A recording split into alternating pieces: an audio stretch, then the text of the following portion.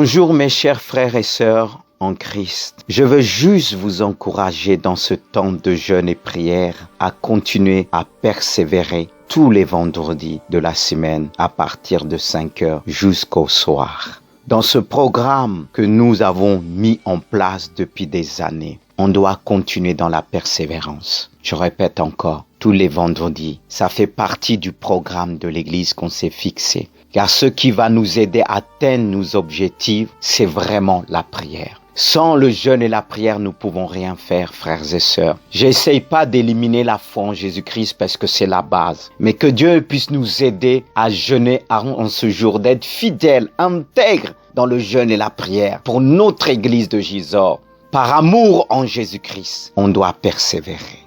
Parce que sachez-le, le jeûne et la prière est une action spirituelle indispensable pour tous les chrétiens nés de nouveau, y compris les chrétiens du Gisors. Autrement dit, le jeûne et la prière est indispensable pour notre croissance spirituelle et morale. Elle débloque certaines situations qui paraissent impossibles à régler.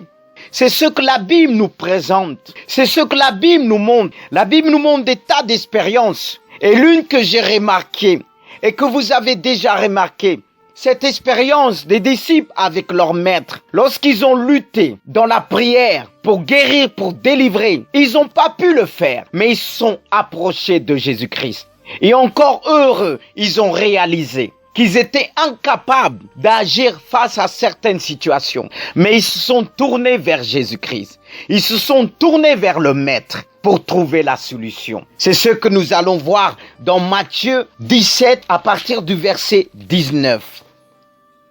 Il est dit que les disciples s'approchèrent de Jésus et lui dirent en particulier: pourquoi n'avons-nous pu chasser ce démon? Jésus va leur dire: c'est à cause de votre incrédulité, leur dit Jésus. Je vous le dis en vérité, si vous avez de la foi comme un grain de sénévé, vous direz à cette montagne: transporte-toi d'ici là, et elle se transporterait. Rien ne vous serait impossible. Mais ce sort de démon ne sort que par la prière et par le jeûne. Là, on remarque quelque chose, que Jésus parle de la foi. Il les ramène vers la foi qui est vraiment la clé qui nous emmène à expérimenter des choses selon lui. Mais la parole de Dieu ne s'arrête pas là, parce que ce qui va nous emmener à développer, à faire grandir notre foi, c'est la prière, sans oublier le jeûne.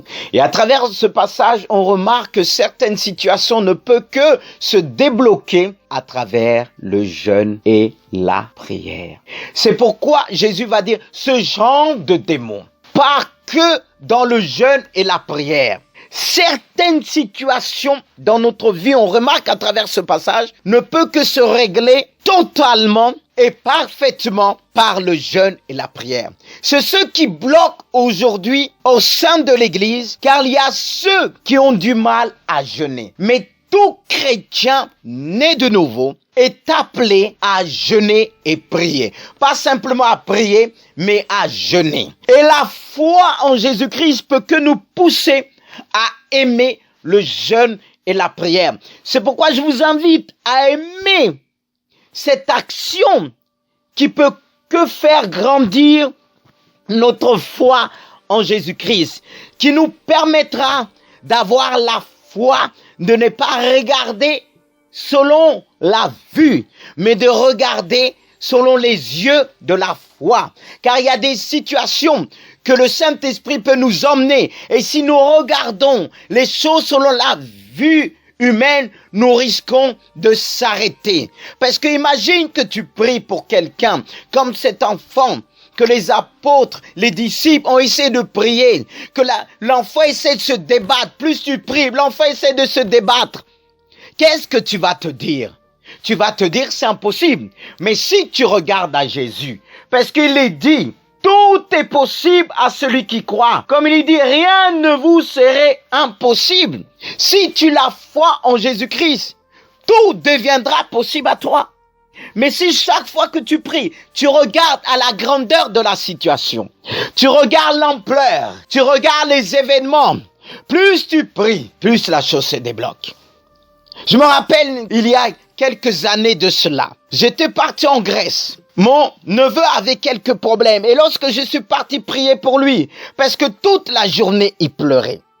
Et lorsque je l'ai pris dans mes bras, lorsque j'ai commencé à prier, plus je priais et criais, je me suis pas arrêté. J'ai commencé à prier en langue. J'ai mis ma foi dans le parler en langue en Jésus-Christ, dans la prière en langue. Et quand j'ai commencé, l'enfant s'est arrêté net. Mais si je regardais au début, quand j'ai commencé, en disant plus je priais, plus il criait. J'aurais pu m'arrêter en me disant c'est impossible, il y a quelque chose. Mais j'ai persévéré. Et le jeûne nous aide à persévérer. C'est pourquoi mon frère, ma sœur, je t'invite en ce jour à persévérer dans la prière. Je t'invite à prier avec moi. Pour certaines situations dans ta vie, mon frère, que tu t'es dit, aujourd'hui je vis avec, j'ai tout fait. Qui te dit que tu as tout fait? Est-ce que c'est le Seigneur qui te dit que tu as tout fait? C'est pas Dieu qui te dit que tu as tout fait. Est-ce que tu as tout essayé en Jésus-Christ, tous les remèdes? Je ne pense pas. Parce que la parole de Dieu nous révèle des tas de choses. Est-ce que tu l'as lu entièrement? Est-ce que tu as tout mémorisé? Je ne pense pas. D'ailleurs, personne ne peut mémoriser tout. Mais tu n'as pas tout essayé. Car il est dit dans ce passage, je répète, rien ne vous serait impossible. Quand il parle de rien ne vous serait impossible, c'est vraiment rien. Certes, il y a des situations qui peuvent arriver, qui sont là, je dirais bien des petites situations que Dieu va laisser pour nous former, pour nous forger, pour nous apprendre l'humilité. Mais il dit rien n'est impossible à celui qui croit. Et s'il y a des situations dans ta vie qui bloquent à tel point qu'aujourd'hui tu es triste, que toi, mon frère, tu deviens de plus en plus triste, abattu, et cela te ralentit dans tous les domaines, bloque ta relation avec ton épouse, avec tes enfants, soit tes petits-enfants. Souviens-toi, fais appel à ta mémoire. Souviens-toi ce que Dieu a déjà fait dans ta vie. Souviens-toi des miracles et arrête-toi pendant ce temps de confinement en me disant je veux jeûner et prier. Peut-être tu n'avais pas prévu de jeûner aujourd'hui, mais tu peux le faire demain, après-demain. Mais n'attends pas trop longtemps, parce que ça fait longtemps que tu te trouves dans cette situation. Je veux te dire quelque chose. Peut-être que tu te dis, tu as fait 2 semaines de jeûne et prière. Je me rappelle cette femme qui est venue me voir en me disant que voici mon problème. Ça fait des années. Et pourtant, j'ai fait 21 jours de jeûne et prière. Mais mets-toi à ma place. Si quelqu'un te dit, j'ai jeûné 1 mois, j'ai jeûné 40 jours, et la situation est là, il faut que le Saint-Esprit, pour arriver le dire, et la conduire, le dire, j'ai une solution, et la conduire vers la voie de Dieu.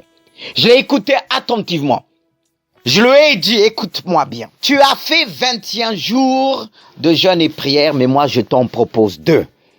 Et dans ce 2 jours, que tu vas choisir un jour, 2 jours, soit dans la semaine, soit pendant le week-end, mais tu vas pas sortir. Tu vas laisser loin ton téléphone. Et ce 2 jours équivaut plus. Il y a des bien-aimés qui peuvent dire je jeûne tous les jours, je jeûne 40 jours. Mais si tu jeûnes 1 jour, 2 jours, sincèrement, en t'éloignant de la télé, en t'éloignant du téléphone et limiter tes déplacements, là que tu pourras que voir la gloire de Dieu. Justement, je dirais aussi béni soit Dieu pour ce temps de confinement. C'est ce qui va te permettre de limiter tes déplacements et de dire ce jour ou bien 2 jours va être pleinement pour mon Seigneur Jésus. Et c'est là que tu pourras voir que le Seigneur, quand on est sincère, quand on est intègre, entier dans tout ce que nous faisons pour lui, peut que agir. C'est pourquoi, bien-aimé de Dieu, je vous invite maintenant à prier pour certaines situations de votre vie qui perdurent encore aujourd'hui, depuis des années. Et tu t'es dit, j'ai fait ça. Mais je t'invite à prendre quelques jours, aujourd'hui même, que nous avons l'habitude de jeûner vendredi, ou bien un autre vendredi, comme ça tu auras tout le week-end devant toi, à prier. Mais voici ce que nous allons le dire dans la prière. On va crier à lui en disant, tu as dit, tout est possible à celui qui croit. Rien n'est impossible pour celui qui met ta vie en toi. Comme il dit, rien ne vous serait impossible. C'est-à-dire, tout est possible à celui qui croit. Alors, je vous invite à prier pour cette situation dans ta vie qui bloque ta vie, ma sœur, depuis des années. C'est pas normal, parce que cette situation te rend triste. Et toi, mon frère, tu as du mal à communiquer avec ton épouse à cause de cette situation. Ça produit de la colère dans ta vie. Ça t'éloigne des autres. Ça t'éloigne de ton épouse. Ça t'éloigne de tes enfants. C'est pas normal. C'est aujourd'hui. Le Seigneur va couper cela. Si tu crois, tu verras la gloire de Dieu. Alors, si tu peux le faire, mets-toi à genoux et lève tes mains vers le ciel. D'où me vient le secours? Le secours me vient de l'Éternel. Tu peux le dire. Celui qui a créé les cieux, la terre. Celui qui dit qu'un malheureux crie, l'Éternel entend, il le délivre de toute détresse. Celui qui te délivre encore présent, il est capable de ôter cette situation et de la régler en seul instant. Si tu mets ta foi en Jésus-Christ, si tu élèves ton regard vers le ciel, il le fera maintenant. Ne dis pas demain.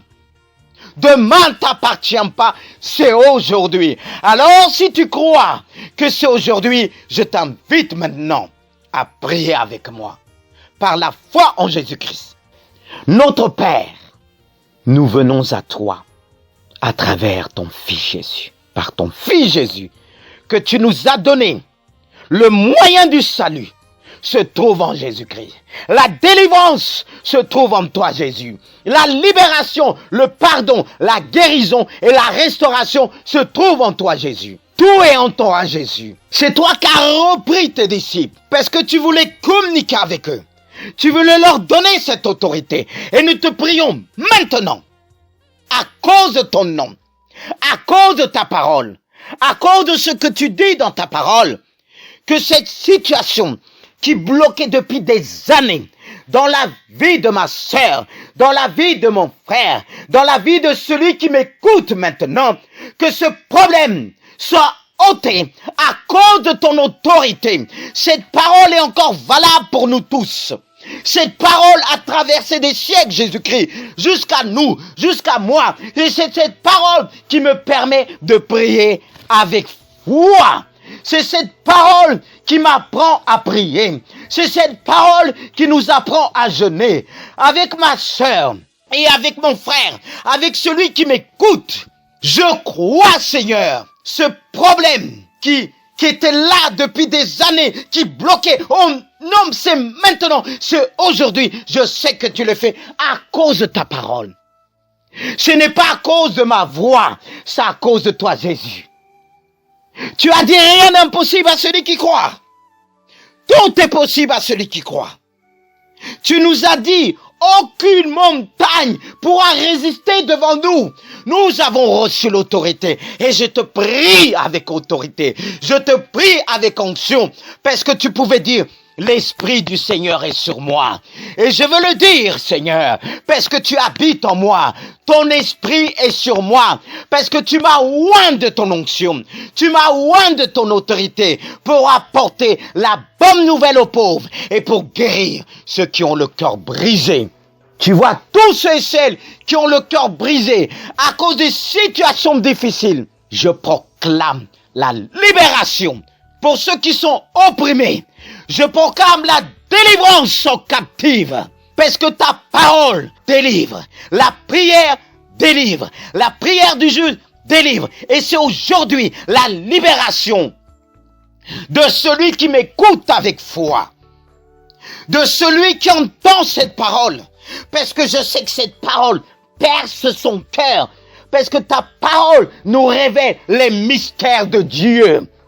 Et ta parole nous emmène à croire au mystère. La guérison est un mystère. La guérison divine est un mystère. La libération divine est un mystère. La délivrance des oppressions. Toi qui étais oppressé depuis des années. Toi qui vis des cauchemars. Toi qui as du mal à avoir un enfant. Toi et les médecins ont dit maintenant c'est comme ça. Mais je prie pour toi, au nom puissant de Jésus, que tu reçois la guérison. Car si les médecins, si les hommes, Dieu est capable de dire, je t'ai visité aujourd'hui. Je t'ai visité aujourd'hui. C'est ton jour aujourd'hui. Alors reçois la guérison. Reçois la restauration, mon frère, ma sœur. Reçois la délivrance. Cette situation vient d'être débloquée. Cette situation vient d'être ôtée par le nom puissant de Jésus, de notre Seigneur Jésus, qui agit encore aujourd'hui.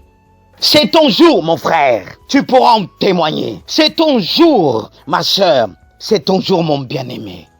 Toi qui n'as pas encore reçu pleinement Jésus et qui entend, le Seigneur fait aussi pleuvoir vers celui qui ne le connaisse pas encore.